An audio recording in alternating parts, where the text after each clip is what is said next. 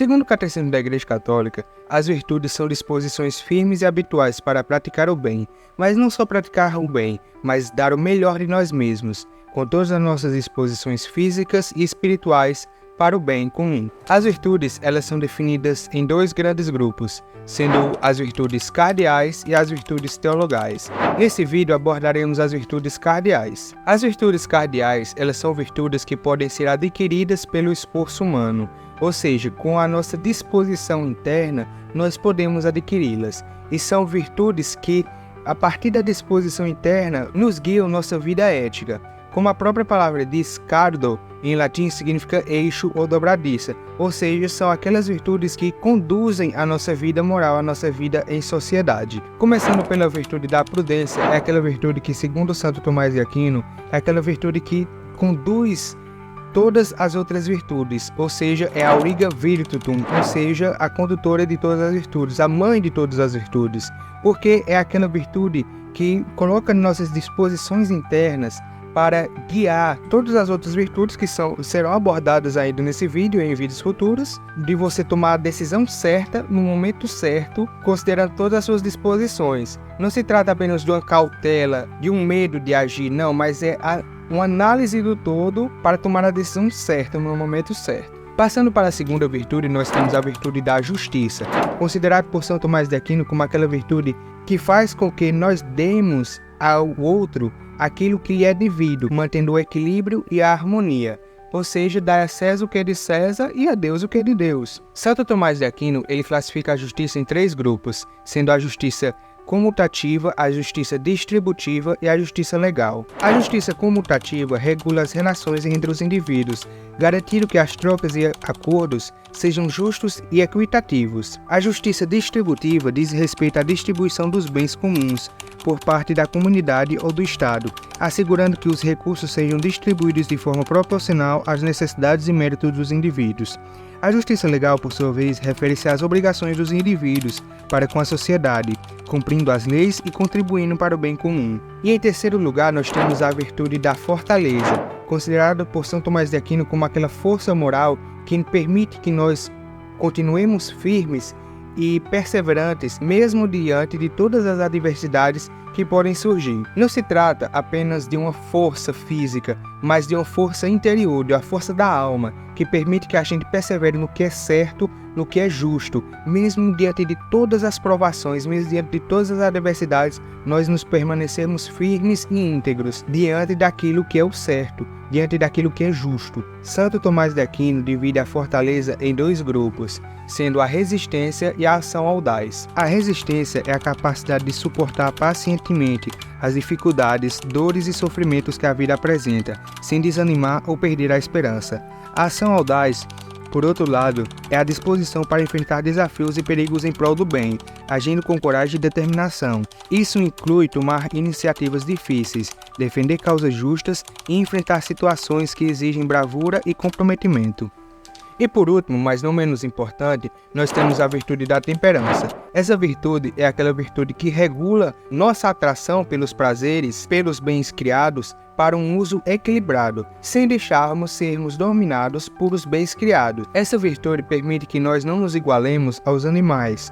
Por quê? Porque os animais, eles procuram no bem o prazer, na dor a repulsa. Já nós, seres humanos, sabemos muito bem que nem sempre o que é bom é prazeroso e o que é ruim é doloroso. Muitas vezes o que é doloroso é por um bem maior, como por exemplo, uma cirurgia, uma injeção, tudo isso é para causar um bem maior. Já o que é prazeroso muitas vezes pode ser algo ruim, como por exemplo, quando a gente bebe demais, a gente fica embriagado e não fica com nossas faculdades mentais totalmente sãs. Quando nós acabamos comendo demais, nós prejudicamos nossa saúde, dentre outros exemplos. Santo Tomás de Aquino, ele divide a temperança em três grupos, sendo ela a moderação, a sobriedade e a humildade. A moderação refere-se ao equilíbrio no uso dos prazeres sensoriais, como a comida, bebida e conforto físico, evitando os excessos que podem levar a vícios e danos à saúde e ao bem-estar. A sobriedade é a contentação específica em relação ao consumo de substâncias como álcool e outros estimulantes, promovendo a clareza mental e a saúde física. A humildade é o reconhecimento sincero de nossas limitações e a recusa de buscar glória ou reconhecimento excessivo excessivo. Ela nos mantém com os pés no chão e abertos ao aprendizado e ao crescimento. É importante ressaltar a diferença entre a virtude cardeal e a virtude teologal. Enquanto a virtude cardeal ela pode ser adquirida pelo esforço humano, a virtude teologal ela é infusa na alma humana por meio da graça de Deus, por meio da ação de Deus em nossas vidas. E elas são em três: a fé, a esperança e a caridade. A fé é a virtude que nos permite crer em Deus e em tudo que Ele nos revelou. A esperança é a virtude pela qual confiamos que Deus nos dará a salvação e as graças necessárias para alcançá-la. A caridade, ou amor, é a virtude que nos faz amar a Deus sobre todas as coisas e ao próximo como a nós mesmos, por amor a Deus. Como dizia São Paulo em 1 Coríntios 13:13, por ora, subsistem a fé, a esperança e a caridade, as três, porém a maior delas é a caridade. É importante ressaltar que para cada vício humano existe uma virtude para combatê-lo, como por exemplo temos o vício desregrado em comer. Esse vício ele é combatido pela virtude da temperança, aquele medo excessivo de se apresentar em público, aquele medo excessivo de empreender na vida, é combatido pela virtude da fortaleza. É ainda importante dizer que você que está me assistindo, você pode ser um herege virtuoso. Sim, você mesmo pode ser um herege virtuoso. Parece até estranho falar isso. Mas o que é que acontece? Como as virtudes cardeais são virtudes que são adquiridas pelo esforço humano, essas virtudes elas são facilmente contaminadas pelo pecado. O que é que acontece? Muitas vezes nós, seres humanos, fazemos atos bons, atos que são virtuosos aos olhos humanos apenas para parecermos bons diante dos outros.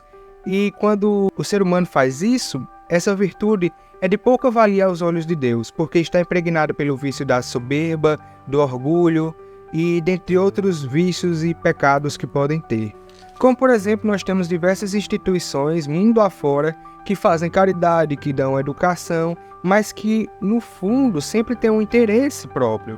Como por exemplo, temos a maçonaria, que faz atos de caridade, mas são simplesmente atos de caridade que são contaminados pelo orgulho. Temos os demoleires e dentre outros. É importante ressaltar que se você for fazer uma caridade, você tem que levar em conta o que a Bíblia diz. O que faz tua mão direita, não deixe que tua mão esquerda veja.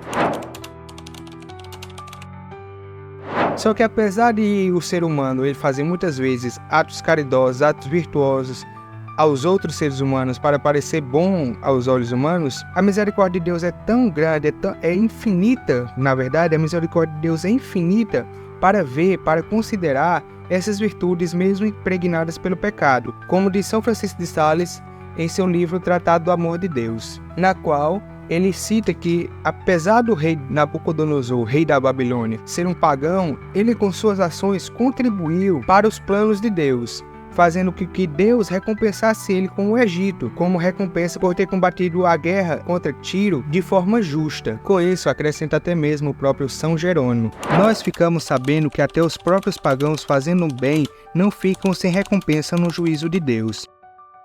É importante ressaltar que mesmo as virtudes contaminadas pelo pecado, Deus não deixa sem recompensa. É importante dizer que nós não podemos ficar nessa miséria de ficar praticando atos virtuosos contaminados pela soberba, pelo pecado. É como aquela passagem do bom samaritano, em que ele encontra o homem na rua, ele está lá morrendo, mas ele consegue fazer pequenos gestos, consegue falar um pouco. Isso é exatamente como as virtudes contaminadas pelo pecado trabalham. Ele consegue funcionar, ele funciona, só que é quase morrendo, é semi-vivo. Graças ao bom Deus, ele que é o bom samaritano, ele nos leva para a hospedaria e cuida de nós às suas custas. E ele nos ressuscita para a vida nova. Porque o que é que acontece? O pecado, ele contamina todo e qualquer ato bom. O pecado, ele adoece a alma, ele adoece o espírito. E ele deixa a gente rastejando como aquela pessoa da passagem na Bíblia que estava rastejando pelo chão e o bom samaritano veio. Mas graças ao bom Deus e à sua infinita misericórdia, nós, enquanto seres humanos e enquanto ainda estamos vivos, nós podemos fazer atos bons mesmo sendo impregnados pelo pecado. O pecador não está na condição dos demônios, cuja vontade está de tal modo corrompida e saturada do mal que não pode conceber bem algum. Por isso, meus caros, busquemos sempre viver na misericórdia de Deus, na graça de Deus, para que, pela sua infinita misericórdia, pela sua infinita graça, um dia possamos todos ser santos e estarmos juntos na glória de Deus, adorando a Deus por toda a eternidade e brilhando assim como astros luminosos na história da igreja, para a maior glória de Deus e para a salvação das almas. É isso, até a próxima. Tchau.